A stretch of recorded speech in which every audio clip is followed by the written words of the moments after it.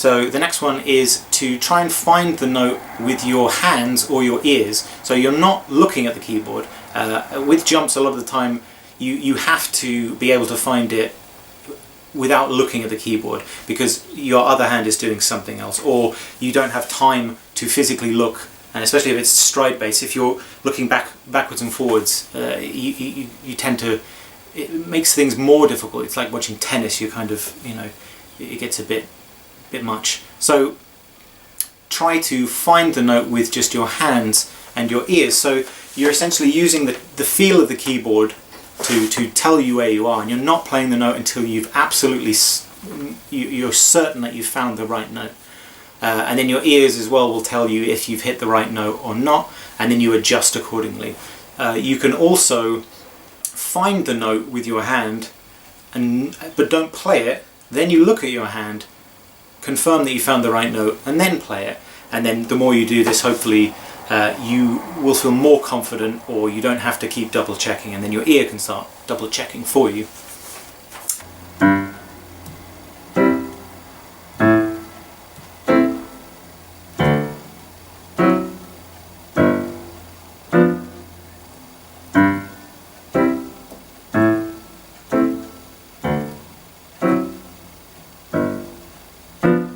So I'm using the black notes to help me know where I am. There's middle C, there's A, there's D, there's G. Right? I can feel for the two black notes. There's D, 3, there's, you know. So the next one is to, if you're playing it hands together, only play one part of it. So only play the chords, or only play the bass. Now a lot of the time this helps because you can see sort of smaller patterns between the parts. So sometimes the chords are very similar to one another, but it's not as easy to notice that if you're jumping around all the time. So just playing the chord or just playing the bass is a pretty useful thing to do. Similar to that is to only play the top note of a chord. Let's say again, if you're playing stride piano and you're playing a chord, just playing the top note should help speed things up a little bit, because usually people will be slower at figuring or practicing this because they have to keep remembering a 4-note chord or a 3-note chord, and it's just a bit too much, right? So just the top note should help you get the sensation of jumping backwards and forwards without having to you know, slow down just for the chord's sake. So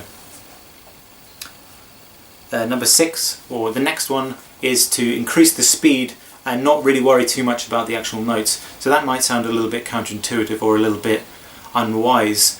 However, I always think increasing the speed or different tempos is useful. So if you're going to go fast and you're worried about the note quality, you're always going to hit a ceiling, essentially, where you can't go that fast yet.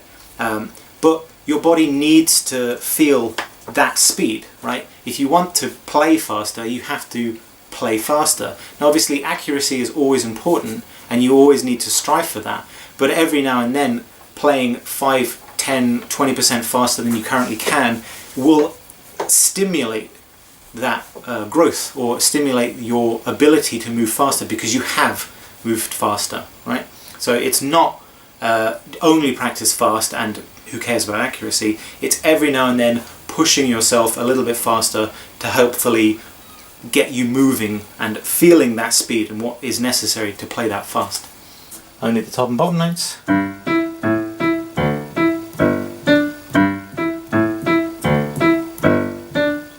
It just simplifies everything, right? I don't have to find the whole thing now. I can just find one note, but I'm still basically doing the same motion.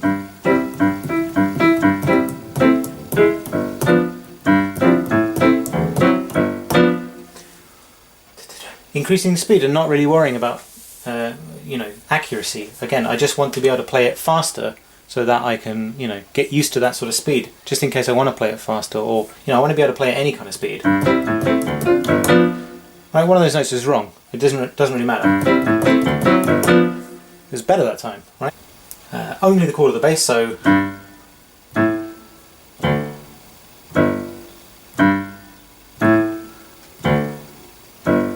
A lot of the time if you move your hand a little bit this way, you're sort of miming it, right? You're getting used to the general idea of how you're going to approach it. Chum, chum, chum, chum, bum, dum, dum, dum. Right? You're simplifying it, but you're still doing basically the same motion. So the next tip I would say is to sing the bass part, or sing whichever part you're having trouble finding with your hand. So if you're playing, let's say again a stride bass, if you're having trouble finding the bass line, if you sing the bass line, for some reason it just feels easier to find. Again, your ears are helping you in that respect. So you're singing the bass line and then you're correcting yourself if you're wrong. This works as well with just single ones, you know, single parts.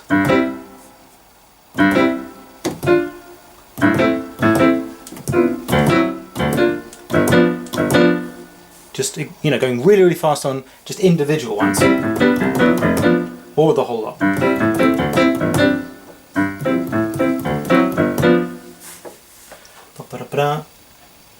Singing the bass. Da da da dum, da da da dum, da da da dum. It's just easier to find now. Da da da dum. That's obviously very low. I'm singing it, you know, much higher than it is. I can't sing it that low. So singing in general when playing the piano is usually a good idea, even if you're not a particularly good singer. It just helps, you know, to make everything feel a bit more natural. And in this instance, it just helps to correct, or for you to learn the notes a little bit faster as well. Singing is usually quite easy to do, and then if you get the right note or the wrong note, it's easy again to change. So then the last thing I would suggest really is looking at your hands, and really all this does is just work on your accuracy. So if you look at your hands while you're playing, you're going to be 100% accurate, you know, hopefully.